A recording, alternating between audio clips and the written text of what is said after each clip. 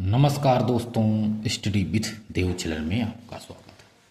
दोस्तों, गुर्जर प्रतिहार वंश को हमने कंप्लीट कर लिया है। राजपूत काल में हम उत्तर भारत के राजवंश पे चर्चा कर रहे हैं सबसे पहले, जिसमें हम गुर्जर प्रतिहार वंश को कंप्लीट कर लिया है।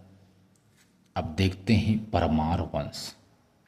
परमार वंश 945 से 972 ईस्वी तक इन्होंने शासन किया था। परमार वंश के शासकों ने, आइए यही देखते हैं। परमार वंश।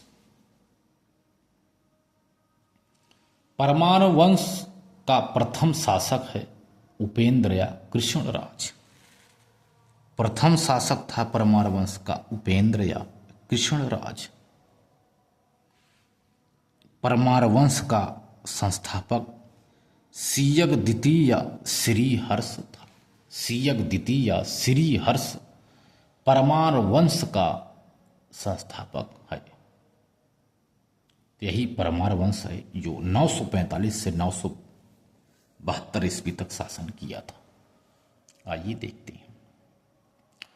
परमार वंश के शासक गुर्जर प्रतिहार वंश अथवा राष्ट्रकूट वंश के सामंतवादी राजा थे। जो परमार वंश के शासक हैं दोस्त, इन्होंने ये जो गुर्जर प्रतिहार वंश है, इन्हीं गुर्जर प्रतिहार वंश, इनको राष्ट्रकूट वंश भी कहा जाता है, इनके सामंतवादी राजा थे। जब गुर्जर प्रतिहार वंश का पतन होने लगा तो सामंतवादी राजाओं ने अपनी स्वतंत्रता की घोषणा करके मध्य देश में शासन करने लगे। जब इनको ये लगा कि अब तो गुर्जर प्रतिहार वंश का पतन शुरू हो गया है, तो जितने भी सामंतवादी राजा थे, इन्होंने अपनी स्वतंत्रता की घोषणा करके मध्य देश में शासन करने लगे। परमार वंश का प्रथम व्यक्ति या शासक उपेंद्र था, जिसे कृष्णराज भी कहते हैं। उपेंद्र था यानी कृष्णराज था। लेकिन परमार वंश की स्थापना सीयग द्वितीय श्री हर्ष ने 945 ईस्वी में किया था। 972 द्वारा किए गए थे। परमार वंश के शासकों की प्रारंभिक राजधानी उज्जैन रही। उज्जैन ये लोग भी प्रारंभिक राजधानी बनाए थे परमार वंश के शासकों ने, किंतु बाद में धारा नगरी को परमार वंश के शासकों ने राजधानी बनाया। धारा नगरी को वाकपति मुंज या उत्पल राय 992 से 998 ईस्वी तक शासन किया था। वाकपति मुंज परमार वंश का पहला ऐतिहासिक शासक था, क्योंकि जो सीयग था यह 972 ईस्वी में मर जाता है। तो वाकपति मुंज परमार वंश का पहला ऐतिहासिक शासक था। उसने कवि ब्रिप श्री पृथ्वी बल्लभ, जैसे कवि ब्रिप श्री बल्लभ और श्री पृथ्वी बल्लभ और अमोघ वर्ष की उपाधि धारण किया था वाकपति ने। वह साहित्यकारों का प्रश्रयदाता था। उसके दरबार में नवशाह सांख चरित के लेखक पदम गुप्त या 10 रूप के लेखक धनंजय, यशो रूपावलोकक के लेखक धनिकी, हलायुध जैसे साहित्यकारों को प्रश्रय दिया था। यानी जो यह लेखक है वाकपति मुंज, इनके दरबार में नवशाह सांख चरित के लेखक पदम गुप्त थे। 10 रूप के लेखक धनंजय थे। यशो रूपावलोक के लेखक धनिक भी थे और हलायुध जैसे साहित्यकार को यह प्रश्रय दिया था।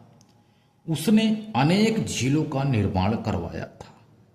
उनके झीलों में धारा नगरी की मुंज सागर नामक झील सबसे प्रसिद्ध है। धारा नगरी में वागपति मुंज ने मुंज नामक नगर भी बसाया था। इसके बाद राजा भोज। राजा भोज 1010 से 1055 ईस्वी तक शासन किया था। किसने? राजा भोज ने। राजा भोज ने एक उपाधि धारण किया था कविराज।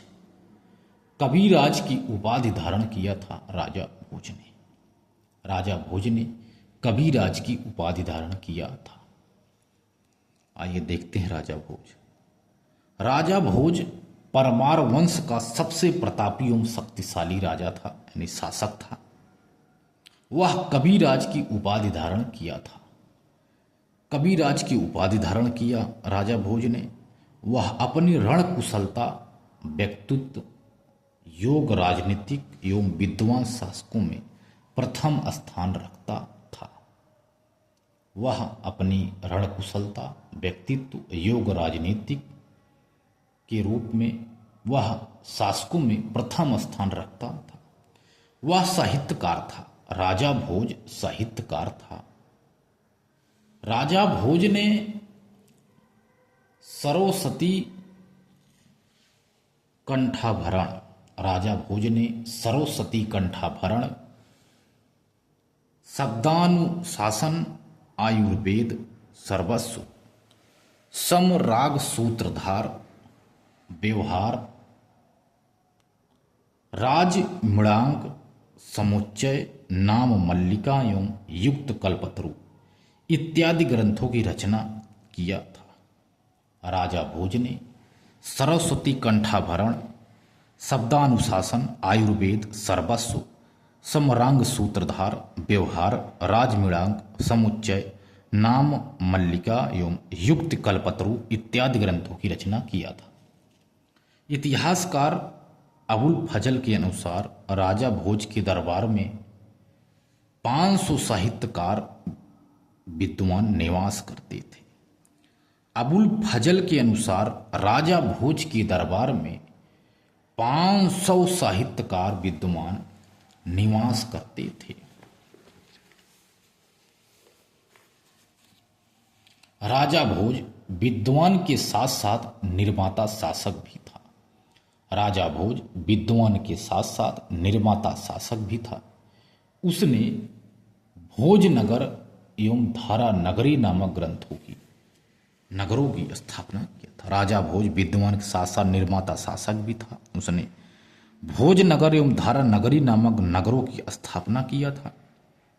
धारा नगरी को अपनी राजधानी बनाया और स्थापत्य कला के क्षेत्र में राजा भोज ने चित्तौड़ का त्रिभुवन नारायण मंदिर, केदारेश्वर मंदिर, रामेश्वर मंदिर, गुजरात में सोमनाथ मंदिर आदि का निर्माण करवाया था। धारा नगरी में भोजसर नामक तालाब एवं भोजशाला नामक सरस्वती महाविद्यालय आदि का निर्माण करवाया था। किसने? राजा भोज ने। अब अगला वंश देखेंगे दोस्तों, कन्नौज का गढ़वाल वंश। एक कन्नौज का गढ़वाल वंश है दोस्तों, इसको देखते हैं। कन्नौज का गढ़वाल वंश। कन्नौज का गढ़वाल वंश गुर्जर प्रतिहार साम्राज्य के पश्चात कन्नौज में गुर्जर प्रतिहार साम्राज्य के पतन के कारण, इसके बाद कन्नौज में फैली अराजकता के कारण अनेक क्षेत्रीय राजाओं ने कन्नौज पर अधिकार करने के लिए आपस में संघर्ष कर रहे थे। उसी समय गढ़वाल वंश का उदय हुआ। गढ़वाल वंश के शासक कौशाम्बी में चंद्रवंश से उत्पन्न संतान थे। गढ़वाल वंश के शासक जो थे, गढ़वाल वंश के शासक कौशाम्बी में जो चंद्रवंश था, इन्हीं के उत्पन्न संतान थे। ये लोग मिर्जापुर में अपनी राजनीतिक स्थिति को मजबूत किए थे और वाराणसी को अपनी राजधानी बनाए थे गढ़वाल वंश के शासक ने। 1885 ईस्वी में चंद्रदेव ने कन्नौज पर शासन कर रहे चंदेल वंश के शासक गोपाल को पराजित करके कन्नौज पर अधिकार कर लिया और कन्नौज में गढ़वाल वंश की नींव डाला चंद्रदेव ने। चंद्रदेव ने महाराजा धीराज, परमेश्वर एवं परम भट्टारक की उपाधि धारण किया था। चंद्रदेव भी महाराजा धीराज, परमेश्वर एवं परम भट्टारक की उपाधि धारण किया था। वह विद्वान शासक था। चंद्रदेव विद्वान शासक था एवं शैव धर्म का अनुयायी था। विद्वान शासक था और शैव धर्म का अनुयायी था। यदि गढ़वाल वंश के शासकों की बात की जाए तो सबसे पहले शासन क्रम देखते हैं शासकों का। चंद्रदेव 1085 से 1104 ईस्वी तक शासन किया था। इसके बाद मदन पाल आया जो 1104 से 14 ईस्वी तक शासन किया। मदन पाल के बाद गोविंद चंद आता है जो 1114 से 55 ईस्वी तक शासन किया था। विजय चंद आता है जो 1155 से 70 ईस्वी तक शासन किया था। विजय चंद के बाद जयचंद आता है जो 1170 से 1194 ईस्वी तक शासन किया था। 94 में ही राजा जयचंद हार जाता मोहम्मद गोरी से, वो पृथ्वीराज चौहान से, सॉरी। तो चंद्रदेव देख ली, मदन पाल कोई ज़्यादा इम्पोर्टेंट नहीं है। इसके बाद देखते हैं गोविंद चंद।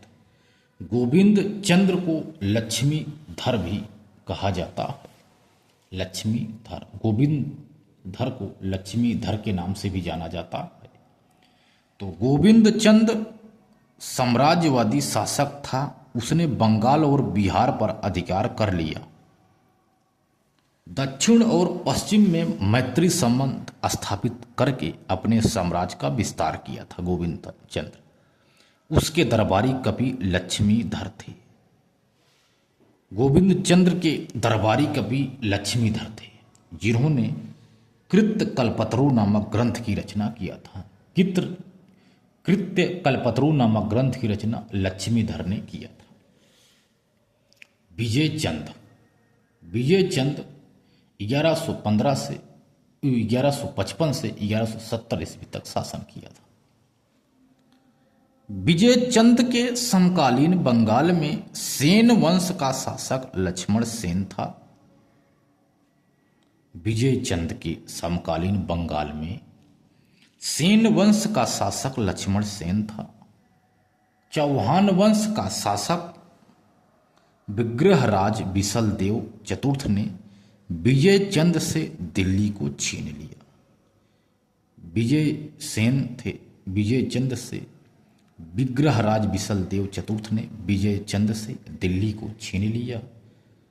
विजय चंद्र को उसके लेखों में विविध विद्या विचार वाचस्पति कहा गया। विजय चंद्र को उनके लेखों में विविध विद्या विचार वाचस्पति कहा गया।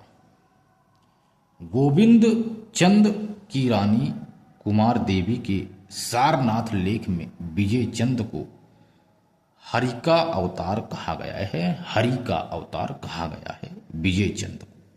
कुमार देवी ने एक सारनाथ में लेख लिखा है। इसके बाद जयचंद 1170 से 1194 ईस्वी तक शासन किया था। राजा जयचंद गढ़वाल वंश का अंतिम शासक था। राजा जयचंद गढ़वाल वंश का अंतिम शासक था। राजा जयचंद की पुत्री संयोगिता को स्वयंवर से, राजा जयचंद की पुत्री थी संयोगिता, अति सुंदर